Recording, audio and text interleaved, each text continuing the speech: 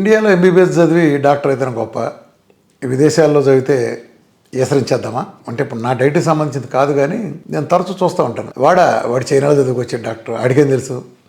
అట్లానే వాడేదో ఉక్రెయిన్లో చదివి వచ్చాడు, వాడు రష్యాలో చదివి వచ్చాడు, లేదా ఇంకోసారి చదివి వచ్చాడు.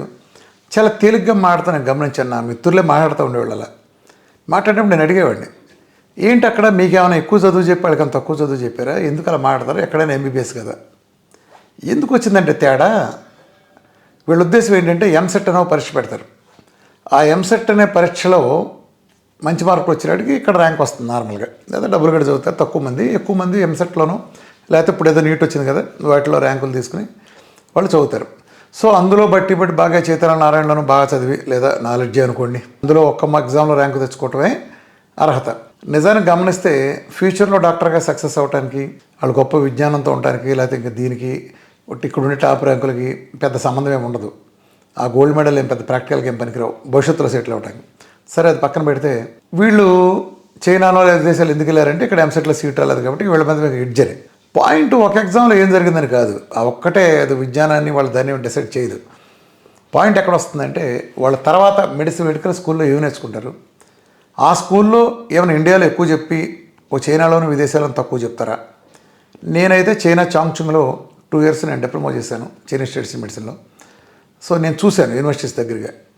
అక్కడ మెడిసిన్ చేసే పద్ధతులు మిగిలిన దేశాల గురించి కూడా చాలామంది నేను మాట్లాడాను, విన్నాను. చాలా దేశాలు, కొన్ని దేశాలు అయితే పేర్లు ఎందుకు చెప్పడం కానీ అవి కొంచెం లో స్టాండర్డ్లో ఉన్నాయి మన ఇండియాతో పోలిస్తే. ఇక్కడ సిస్టమ్స్ అక్కడ సిస్టమ్స్ అధ్యయనం చేసినప్పుడు వాటితో అసలు పోలిక కూడా లేదు, అంత హై స్టాండర్డ్స్లో ఉన్నాయి. ఇప్పుడు ఉదాహరణ చైనాలో నేను చాంగ్చుంగ్ యూనివర్సిటీ చూశాను. రీసెర్చ్కి స్టూడెంట్ల దగ్గర నుంచి ఎంత ఇది ఉందంటే, సబ్జెక్టు రియల్గా నేర్చుకుంటున్నారు. వీళ్ళు ఒక లెవెల్ వరకే ఉంటుంది, అక్కడి నుంచి ఇక పాస్ అవటం, వేరే ర్యాంకులు ఈ ఓరియంటేషన్ పోతున్నారు. ప్రాక్టికల్గా నాలెడ్జ్ నేర్చుకుంటున్నారు. అక్కడ ఒక ఎంబీబీఎస్ పాస్ అయిన వాళ్ళు నేను గమనించింది ఏంటంటే, నాట్ ఓన్లీ ఎంబీబీఎస్లో చెప్పే ఈ ఫార్ములేషన్స్ ఇది తెలుసుకోవటమే కాదు, అక్కడ ఏం చేస్తున్నారంటే వైద్య విద్యని ఈ ఫిజికల్ డయాగ్నోసిస్ కోసం ఇలాంటి వాటికి వాడుకుంటున్నారు. వైద్యానికి వచ్చేటప్పటికి వాళ్ళు తరతరాల నుంచి వస్తున్న వేల సంవత్సరాల నుంచి వాళ్ళు చైనీస్ స్టడీస్ మెడిసిన్ నమ్ముతున్నారు. కాంట్ పట్టు సిచ్యువేషన్లో వాడుకోవాల్సిన చోట ఈ మోడర్న్ మెడిసిన్ తీసుకుంటారు. మోడర్న్ మెడిసిన్లో ప్రపంచంలో అమెరికా కంటే కూడా ఆధునికమైన వ్యవస్థలు వాళ్ళ దగ్గర ఉన్నాయి. టాప్ క్లాస్ ఐఫో మిషన్స్ కానీ, స్కాన్స్ కానీ, ప్రపంచంలో ఏ టెక్నాలజీ తీసుకున్నా అమెరికా మనం గొప్పదనుకుంటాం, దానికంటే అనేక రెట్లు వైద్యపరమైన టెక్నాలజీ వాళ్ళ దగ్గర ఉంది అలోపతిది. కానీ వాళ్ళు ఓన్లీ డయాగ్నోస్కి వాడుకుంటారు. అందుకని మీరు గమనించండి, ప్రపంచం అంతా వేవులు చిత్తక బాదుకుంటే వెళ్ళినాయి ప్రపంచం మొత్తాన్ని 3, 4, 5 అక్కడ గట్టిగా 2వ వేవ్ రాలేదు, కరోనాలు. అంత పెద్ద పాండమిక్ అంత పెద్ద దేశంలో, అంత జనాభా ఉన్న దేశంలో రాలేదు. అంటే నేచర్కి వాళ్ళు ఇచ్చే ఇంపార్టెన్స్ అది. అక్కడ డయాబెటిక్స్ చాలామంది ఉన్నారు, అక్కడ ఉండే అలవాట్లే కారణంగా. అక్కడ క్యాన్సర్ వాళ్ళు ఉన్నారు. కానీ అక్కడ డయాబెటిక్స్ ఉండే లైఫ్ స్టైల్కి, వాళ్ళకు ఉండే లైఫ్ స్పాన్కి, వాళ్ళ రోజువారీ జీవనశైలికి ప్రపంచంలో ఉండే మిగతా దేశాల్లో ఉండే వాటికి చాలా తేడా ఉంది. వాళ్ళు చాలా ఆరోగ్యంగా, ముదిరిపోయి కాళ్ళు తీసేసి కళ్ళు పోయి ఆ కాంప్లికేషన్ లేకుండా వాళ్ళ ఆహార విధానం, డైలీ లైఫ్ స్టైల్ సెట్ అవుతుంది. ఒక ఎంబీబీఎస్ డాక్టర్ కనుక అందులోంచి బయటకు వస్తే అతను వీళ్ళు నేర్చుకుంటంతో పాటు లేహ్యాలను నడతాడు, ఏ ఆకులో ఉంది ఏం తెలుసు, నేచర్కి సంబంధించిన ప్రతి ఐటమ్ ప్రతి బిట్ కూడా ప్రతిదీ వాళ్ళకి తెలుసు, న్యాచురల్ సొల్యూషన్ తెలుసు. అవసరమైతే ఇది అప్లై చేయగలరు, అది అప్లై చేయగలరు. ఇది నాలెడ్జ్. కేవలం మీరు ఇక్కడ చదువుతాంటే 2 కోట్లు అయింది, వాడు చదవటానికి 30 లక్షలు 4 లక్షలు అయింది కాబట్టి వాడు లోకపోతున్నాడు మీకు. అంటే విజ్ఞానం ఏంటండి? విజ్ఞానం ఏముంటుంది విజ్ఞానం గురించి చెప్పండి. ఇప్పుడు ఒక డెర్మటాలజిస్ట్ ఉన్నారండి, 10 సంవత్సరాలు పట్టింది ఆయన డెర్మటాలజిస్ట్ అవటానికి. డెర్మటాలజిస్టే ఒక 40 ఏళ్ళు ప్రాక్టీస్ చేశారు అనుకుందాం. ఆ డెర్మటాలజిస్ట్ అంటే ఉదాహరణకు చెప్తాను, డెర్మటాలజీ అని కాదు, ఏదైనా సరే ఇంత చేసి ఆయన ప్రాక్టీస్ చేస్తే ఏం చేయగలరు? 3-4 స్టెరాయిడ్లు ఇటు మార్చివ్వగలరు. 3-4 స్టెరాయిడల్ మెడిసిన్లు ఉంటాయి. 40 ఏళ్లలో చేసేది అదేగా. దానికోసం 11 ఏళ్ళు చదవటం ఎందుకు? అది తప్పితే ఇంకా దేనికి ఆ విజ్ఞానం ఉపయోగపడినప్పుడు ఎందుకలా? అసలు ప్రాక్టికల్గా ఆహారంతో ఏం జరుగుతుందో లేకపోతే ఇంకోటో ఈ మార్పులు నేచర్గా తగ్గించాలని చూడకపోవటం ఇవన్నీ లేదు కదా. వాళ్ళు ఖచ్చితంగా ఎడ్జ్ ఉంటుంది. అలానే మిగిలిన వాళ్ళని కూడా నేను చూసినప్పుడు వాళ్ళలో అసాధారణమైన సబ్జెక్ట్ చూశాను నేను, అసాధారణమైన సబ్జెక్టు. నేను అది ఇక్కడ వాళ్ళతో నేను ఫ్రాంక్గా చెబుతున్నాను, నాకు ఎవరైనా ఒకటే, వీళ్ళైతే ఏంటి వాళ్ళైతే ఏంటి. నా వరకు ఎవరైనా ఒక అలోపతి విభాగంలో నేను డాక్టర్తో మాట్లాడినప్పుడు, నేను చైనాతో వాళ్ళతో మాట్లాడి వాళ్ళ విజ్ఞానం నేను తెలుసుకున్నాను, విదేశాల్లో వాళ్ళ విజ్ఞానం తెలుసుకున్నాను, ఇక్కడ ఉండే వాళ్ళ విజ్ఞానం తెలుసుకున్నాను. నేను చెప్తున్నాను టు బీ న్యూట్రల్గా, నిజంగా విదేశాల్లో వచ్చిన వాళ్ళకుండే ప్రాక్టికల్ నాలెడ్జి ఖచ్చితంగా మన వాళ్ళకి లేదు. జస్ట్ బికాజ్ మీరు 2 కోట్లు కట్టాడు 40 లక్షలు కట్టి ఉండొచ్చు, వేరే విషయం. మీరు 2 కోట్లు 40 లక్షలు మీ జేబుకు సంబంధించినవి. అంటే అసలు ఈసరించడం ఏంటి? దానికి మీరు చెప్పేది ఏంటంటే వాడు క్వాలిఫికేషన్ పాస్ అయ్యాడా అంటే కొంతమంది జరిగేది చెప్తున్నాను. క్వాలిఫికేషన్ పాస్ అయ్యాడా, వాడు ఇండియాలో పాస్ అవ్వలేకపోయాడు అంటారు. క్వాలిఫికేషన్ అంటే ఇండియాలో పాస్ అవడం పెద్ద అర్హత కాదు. మీరు ఏ దేశం పాకిస్తాన్ పోయినా పాకిస్తాన్ పరీక్ష పాస్ అయ్యావని ఆడంటాడు. ఆఫ్ఘనిస్తాన్ పోతే ఆఫ్ఘనిస్తాన్ పరీక్ష పాస్ అవ్వాలి.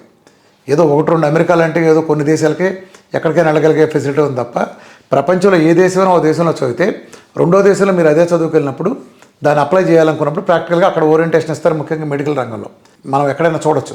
కొన్నిట్లో కొన్ని అడ్జస్ట్ ఉండొచ్చు తప్ప ఓవరాల్గా మారుతుంది. అయితే ఏంటంటే నాలెడ్జ్ ఎందులో తక్కువ, మీరు హెచ్చరించేంత స్టేజ్లో జస్ట్ బికాజ్ ఒక మనీ తక్కువ కట్టాడు కాబట్టి మీరు మనీ ఎక్కువ కట్టారు కాబట్టి మీకేం ఎడ్జ్ రాదు. కావాలంటే నాలెడ్జ్ల పరంగా అయితే వ్యక్తులు బట్టి ఉండదు. ఇక్కడ చదివిన వాళ్ళు అద్భుతమైన మేధావులు ఉంటారు, అసలు ఏం బేసిక్స్ తెలియని వాళ్ళు ఇప్పుడు ఉంటారు. రకరకాల కామెంట్లు చేసేవాళ్ళు, ఫ్యాట్ వెళ్ళి కిడ్నీని కొట్టేస్తుంది అనేవాళ్ళు ఉంటారు, ఆ నాలెడ్జి. మరి కొబ్బరి నుండి అయితే కొలెస్ట్రాల్ వస్తుందని చెప్పే అజ్ఞానులు ఉంటారు. మరి ఒక దీపక్ అనే కార్డియాలజిస్టు బెంగళూరు నుంచి ఓ 10 రోజులు 20 రోజులు నెయ్యి వేసుకుంటే అది వెళ్ళంటే గుండెలో ఫ్లేకుల కింద కూర్చుందని చూపిస్తున్నాడు అతను వెళ్ళి. ఇలాంటి వాళ్ళు ఉంటారు. ఇదేగా నాలెడ్జ్, ఇలాంటి నాలెడ్జేగా మనం మాట్లాడేది. సో ఈ అవగాహన ఉన్నప్పుడు నాతో కామెంట్లు చేసి పోటాడినప్పుడు కూడా మీరు చాలామంది చూసుంటారు.